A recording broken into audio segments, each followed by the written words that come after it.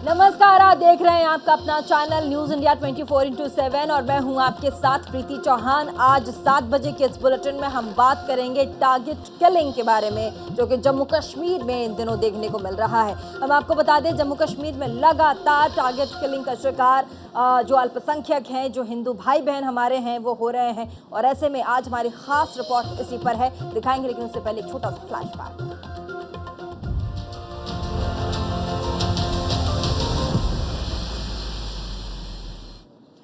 और आज के हमारे स्पेशल प्रोग्राम में पड़ोसी देश पाकिस्तान जम्मू कश्मीर में अपनी नापाक कोशिशों से बाज नहीं आ रहा। वो कभी आतंकियों की घुसपैठ कराता है तो कभी टारगेट किलिंग कराता है, कभी ड्रोन से हथियार भेजता है। लेकिन भारतीय सुरक्षा बलों ने भी पाकिस्तान को मुंह तोड़ जवाब देने की ठान ली है।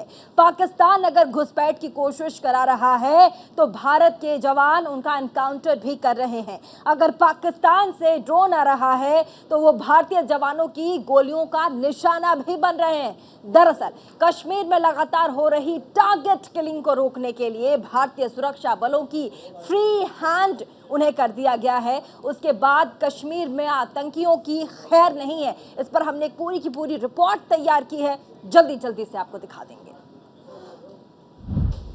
आतंकी हताश है, आतंकी परेशान है। कश्मीर में आतंकियों की अब खैर नहीं। एक्शन में है भारतीय सेना के जवान। सुरक्षा बलों के आगे आतंकियों की हर प्लानिंग फेल। आतंकी 19 तो भारतीय सेना के जवान 20। आतंकियों को खोज खोज के निकाल रही है भारतीय सेना। कश्मीर में सुरक्षा बलों ने अपनी बंदूक की गोलियों पर आतंकियों के सीने का पता लिख दिया है। नतीजा ये है कि अब सुरक्षा बलों की बंदूक से निकली गोली सीधे आतंकियों के हलक चीर दे रही है। ताजा मामले में भारतीय सेना ने मंगलवार तड़के जम्मू कश्मीर के कुपवाड़ा में 2 आतंकवादियों को मार गिराया है।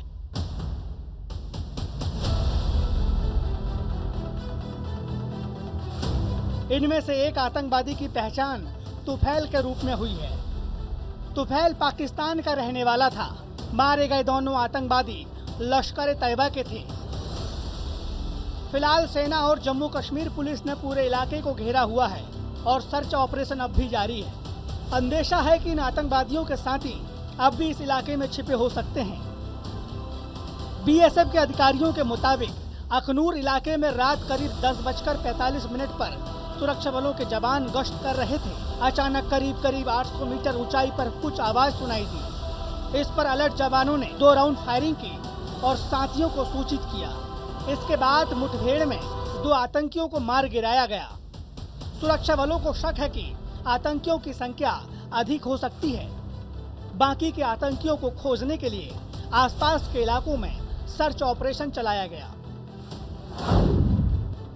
सोमवार को भी सोपोर में एनकाउंटर में एक आतंकी मारा गया था। उसकी पहचान पाकिस्तान के लाहौर के रहने वाले के रूप में हुई थी। आतंकी के पास से एक राइफल, 5 मैगजीन के साथ ही गोला बारूद बरामद किया गया। मारा गया आतंकी लश्कर से जुड़ा था। इसके अलावा शुक्रवार को अनंतनाग के ऋषिपोरा में मुठभेड़ के दौरान सुरक्षा बलों ने एक आतंकी को मार गिराया। मारे गए आतंकी के पास से AK-47 राइफल बरामद हुआ।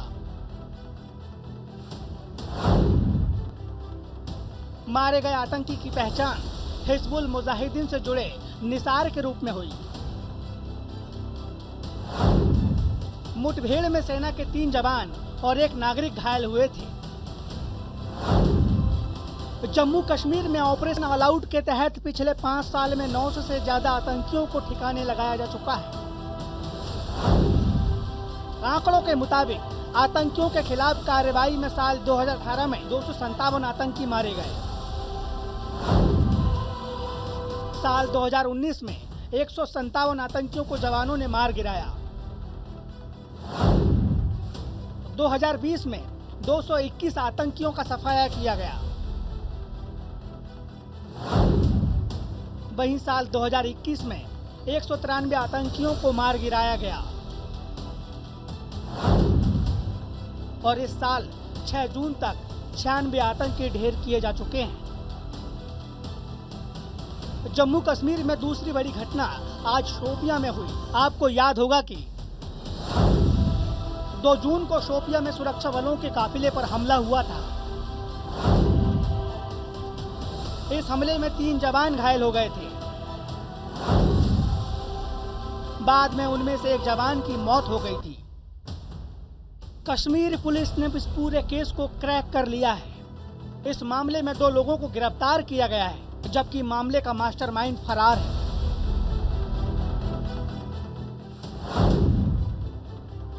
इस मामले में शौकत अहमद शेख सन ऑफ अब्दुल अहमद शेख को गिरफ्तार किया गया है। 26 साल का शौकत शोपियां का रहने वाला है, पेशे से ड्राइवर है। गिरफ्तार हुए दूसरे शख्स का नाम है परवेज अहमद लोन सन ऑफ नाजिर अहमद लोन। 26 साल का परवेज भी शोपियां का रहने वाला है और पेशे से ड्राइवर है। इस मामले का मुख्य अभियुक्त यानी मास्टरमाइंड आबिद रमजान शेख है। आबिद लश्कर का एक्टिव आतंकी है। 2 जून को शोपियां में गाड़ी में विस्फोट के दौरान 3 आर्मी पर्सन घायल हुए थे, जिसमें से एक की बाद में मौत हो गई थी। इस मामले में हमने विभिन्न धाराओं में एफआईआर दर्ज की थी। घटना के महज 1 हफ्ते के अंदर हमने इस पूरे मामले को क्रैक कर लिया है। इस मामले में 2 लोगों को गिरफ्तार किया गया है। उनका नाम है शौकत अहमद शेख सन ऑफ अब्दुल अहमद शेख, उम्र 26 साल, पेशा ड्राइवर, निवासी शेडो शोपियां। दूसरे आरोपी का नाम है नजीर अहमद लोन सन ऑफ परवेज अहमद लोन, उम्र 26 साल, पेशा ड्राइवर, निवासी शेडो शोपियां। इनसे हमले में प्रयुक्त कुछ सामान बरामद हुआ है। इस मामले में आगे की जांच जारी है ताकि पूरी साजिश का पता चल सके। जांच में पता चला है कि आबिद रमजान शेख, जो कि लश्कर का एक्टिव आतंकी है, वो इस हमले का मास्टरमाइंड था। विस्फोट करने के लिए गाड़ी, विस्फोटक और ट्रेनिंग उसी ने दी थी। उसकी तलाश जारी है। कश्मीर में आतंकियों की ताबड़तोड़ एनकाउंटर के पीछे की वजह है कि कश्मीर में बढ़ती टारगेट किलिंग की घटनाओं के बाद आतंकियों से निपटने के लिए सेना के हाथ खोल दिए गए हैं। ऐसा शुक्रवार को हुई अमित शाह की हाई प्रोफाइल मीटिंग के बाद तय किया गया है, जिसमें मनोज सिन्हा और अजीत डोभाल भी शामिल हुए थे। उधर जम्मू कश्मीर में बीजेपी के नेता रविंद्र रैना कश्मीर में हो रही हिंसा को पाकिस्तान प्रायोजित बता रहे हैं। जम्मू कश्मीर के अंदर पाकिस्तान की जो बड़ी साजिश है, जिसमें टारगेटेड किलिंग्स करके बेगुनाह लोगों की हत्याएं करने की साजिश पाकिस्तान के आतंकवादी कर रहे हैं, इन परिस्थितियों और इन हालात को लेकर माननीय गृह मंत्री श्रीमान अमित शाह साहब ने लगातार सुरक्षा संबंधित जो बैठकें की हैं और नई रणनीति जम्मू कश्मीर के बारे में बनाई गई है। इन सभी साजिशों को विफल किया जाएगा। भारतीय सेना, जम्मू कश्मीर पुलिस और हमारे पैरामिलिट्री फोर्सेस के जवानों को ये खुली छूट दी गई है कि ताबड़तोड़ ऑपरेशंस इन आतंकवादियों के विरुद्ध कश्मीर घाटी में पहले भी शुरू किए गए हैं, इनमें और तेजी लाई जाएगी। अधिक ट्रूप्स कश्मीर के अंदर हमारे पैरामिलिट्री फोर्सेस के और डिप्लॉयड किए जाएंगे। कश्मीर में बढ़ रही आतंकी घटनाओं के पीछे पाकिस्तान का हाथ होने से इनकार नहीं किया जा सकता, क्योंकि कश्मीर में आतंक फैलाने का पाकिस्तान का पुराना इतिहास और मकसद रहा है। लेकिन इस बार कहा जा रहा है कि कश्मीर में टारगेट किलिंग की स्ट्रेटजी अपनाने की प्लानिंग अगस्त के महीने में पाकिस्तान में हुई थी।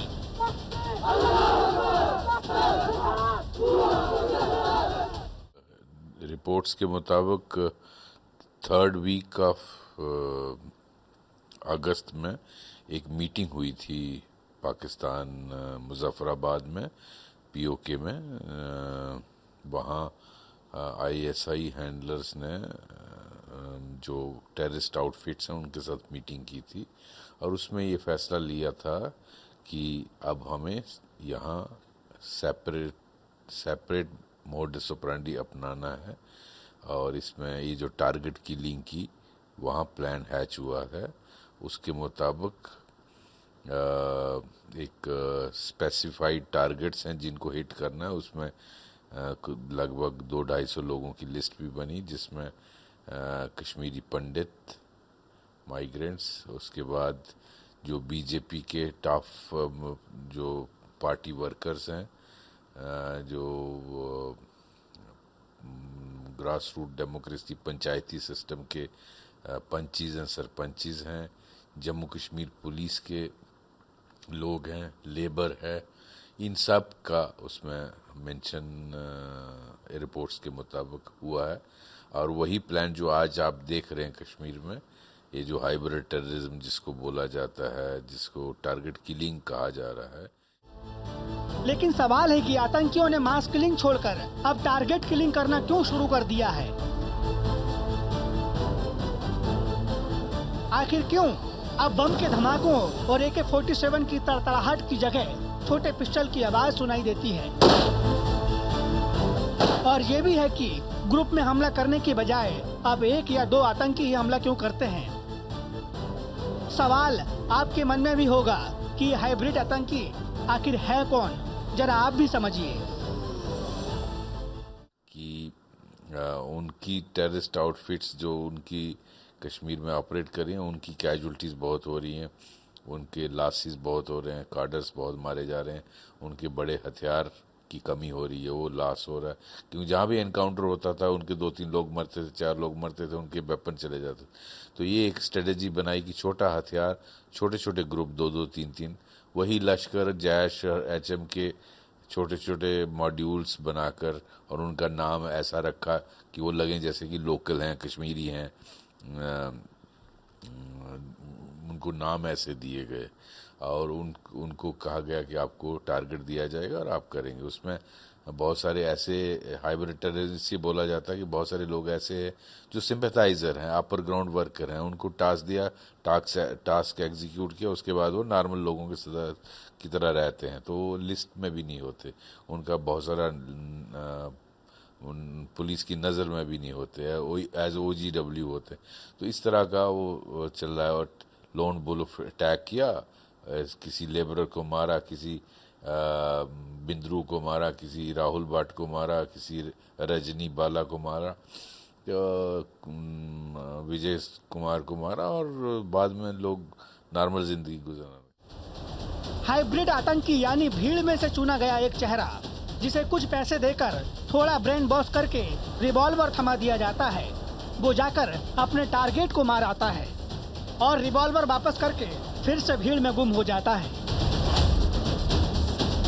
रजनी बाला या विजय कुमार के केस में यही हुआ था, इसलिए ऐसे आतंकियों को पकड़ पाना बेहद मुश्किल होता है। लेकिन एक सवाल ये भी है, कश्मीर में अचानक से हिंसा और पलायन का दौर क्यों शुरू हो गया?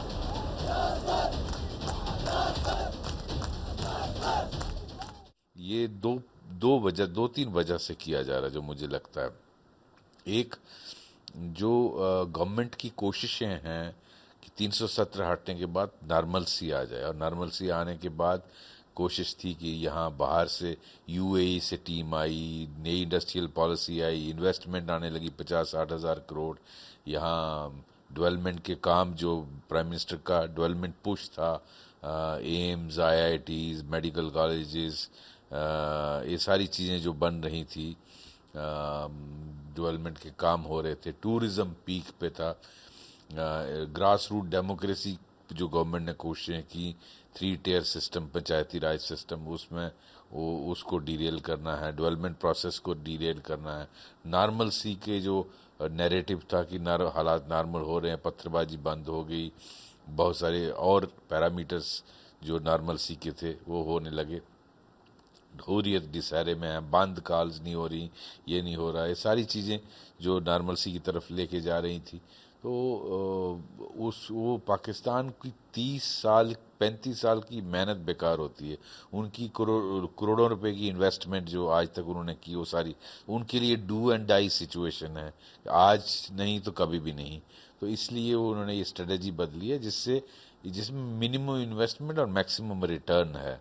क्योंकि इससे क्या है कि आप दो लोग जाते हैं पिस्टल लेकर, किसी को हिट करते हैं, आपका तो कोई नुकसान नहीं होता, ना आपका टेररिस्ट मरता है, ना वेपन उसका जाता है, और उसका इम्पैक्ट देखिए। आज देखिए माहौल, टेरर का माहौल, क्लासिकल टेररिज्म है ये, बिल्कुल जो नॉर्मल टेररिस्ट वायलेंस टेररिज्म होता है वो है ये क्लासिकल टेररिज्म है। डर का माहौल पूरी वैली में पैदा कर दिया।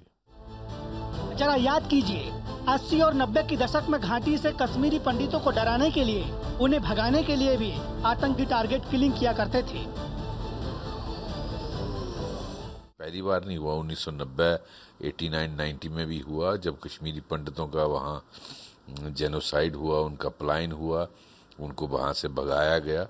तो उस वक़्त भी इस तरह से चुन चुन के लोगों को टारगेट किया गया। कश्मीरी पंडितों के साथ साथ बहुत सारे कश्मीरी मुस्लिम्स भी टारगेट बने, जो भारत की फेवर में बोलते थे, जो इस इस्लामिक जिहाद के खिलाफ बोलते थे। उनको मुखबिर बनाकर उनको लेवल करके मुखबिर हैं और काफिर हैं, ये बोल के उनको टारगेट किया गया और बहुत सारों की किलिंग हुई, बहुत सारे पुलिस वालों की किलिंग हुई, इंटेलिजेंस सोर्सेज की किलिंग हुई। तो ये पहली बार नहीं हुआ। कश्मीर में हिंदुओं पर हमले लगातार जारी हैं। बैंक मैनेजर विजय कुमार और बिहार के मजदूर के बाद शुक्रवार को आतंकियों ने फिर से टारगेट किलिंग की वारदात को अंजाम दिया। हालांकि श्रीनगर में तैनात कश्मीरी पंडितों के लिए सरकार ने कदम उठाए हैं। श्रीनगर के अलग अलग इलाकों में तैनात 177 कश्मीरी पंडित शिक्षकों को ट्रांसफर और एडजस्टमेंट किया गया है। इन कश्मीर पंडित शिक्षकों की तैनाती जिला मुख्यालयों में की गई है, लेकिन कर्मचारी अपने होम डिस्ट्रिक्ट में ट्रांसफर की मांग कर रहे हैं। एक ही डिमांड है, हमें होम डिस्ट्रिक्ट में ट्रांसफर कर दिया जाए और बाद में जब पीसफुल हो जाएगा देख लेंगे। अगर गवर्नमेंट पॉलिसी बनाएगी हमें जहाँ लाने की ट्रांसफर पॉलिसी में हमें रखेंगे, हम जॉब करेंगे। तब तक हम कश्मीर में नहीं जाएंगे जब तक हमारी इस डिमांड को मानेंगे नहीं। कश्मीर में 2 मार्च से लेकर अभी तक टारगेट किलिंग की 10 घटनाएं हो चुकी हैं। 2 जून 2022 कुलगाम में बैंक में घुसकर मैनेजर विजय कुमार की हत्या कर दी गई। 2 जून 2022 2 जून को ही बिहार के 2 प्रवासी मजदूरों पर हमला हुआ, जिसमें से एक की मौत हो गई। 31 मई 2022 कुलगाम के गोपालपोरा में आतंकियों ने हिंदू टीचर की गोली मारकर हत्या कर दी। 25 मई 2022 को कश्मीरी टीवी आर्टिस्ट अमीरा भट्ट की गोली मारकर हत्या कर दी गई। 24 मई 2022 को आतंकियों ने पुलिसकर्मी की गोली मारकर हत्या कर दी। इस हमले में 7 साल की बच्ची भी जख्मी हुई। 17 मई 2022 को बारामूला में आतंकियों ने वाइन शॉप पर ग्रेनेड फेंका। इस हमले में रंजीत सिंह नाम के शख्स की मौत हो गई और हादसे में 3 लोग जख्मी हो गए थे। 12 मई 2022 को कश्मीरी पंडित राहुल भट्ट की बडगाम में गोली मारकर हत्या कर दी गई। आतंकियों ने उनके ऑफिस में घुसकर फायरिंग की। 12 मई 2022 को पुलवामा में पुलिसकर्मी रियाज अहमद ठाकुर की गोली मारकर हत्या कर दी गई। 9 मई 2022 शोपिया में आतंकियों की फायरिंग में एक नागरिक की मौत हो गई। एक जवान समेत 2 लोग घायल हो गए थे। 2 मार्च 2022 आतंकियों ने कुलगाम के संधू में पंचायत के सदस्य की गोली मारकर हत्या कर दी। कश्मीर घाटी एक बार फिर सुलग उठी है। सेब के बागों में बारूदी गंध उठने लगी है और केसर की क्यारियों में इंसानों का लहू बहने लगा है। दहशतगर्द एक बार फिर आतंक का माहौल पैदा करने के लिए लोगों को चुन चुन कर मारने लगे हैं। घाटी से कश्मीरी पंडित एक बार फिर पलायन करने के लिए मजबूर हो गए हैं। ऐसे में लोगों के जहन में ये आशंका है कि कहीं फिर से 1990 के दशक का हिंसक दौर लौट न आए। सुरक्षा बलों की सख्ती से घबराया पाकिस्तान। अब जब अपने घुसपैठियों को भारत में एक्सपोर्ट नहीं कर पा रहा है तो उसने ड्रोन के जरिए आतंक फैलाने का नया रास्ता अख्तियार किया है।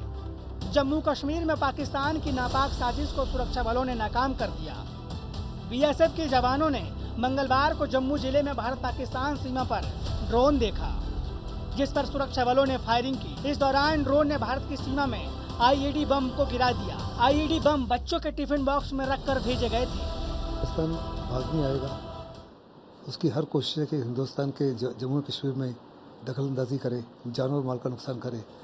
खास करके 30 जून से अमरनाथ यात्रा शुरू होने वाली है, उसको निगाह में रखते हुए वो जो है स्टिकी बम जो है जो आईडी के माध्यम से चलते हैं उनको ड्रॉप करने की बार बार कोशिश कर रहा है। ड्रोन को देख लिया बीएसएफ ने, उसके ऊपर फायरिंग किया। 11 बजे दोबारा नज़र आया, दोबारा एसओपी फॉलो किए। ड्रोन के अंदर जो लोड था उसको गिराया गया। 3 टिफ़िन बॉक्सेस मिले बच्चों के जिसमें आईडी थे, उनमें अलग अलग टाइमिंग लगा रखे थे।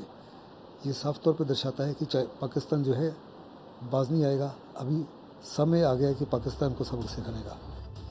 और दरअसल अखनूर इलाके में पाकिस्तान की तरफ से भेजा गया संदिग्ध ड्रोन दिखाई दिया। पहले से अलर्ट जवानों ने इस ड्रोन पर फायरिंग की।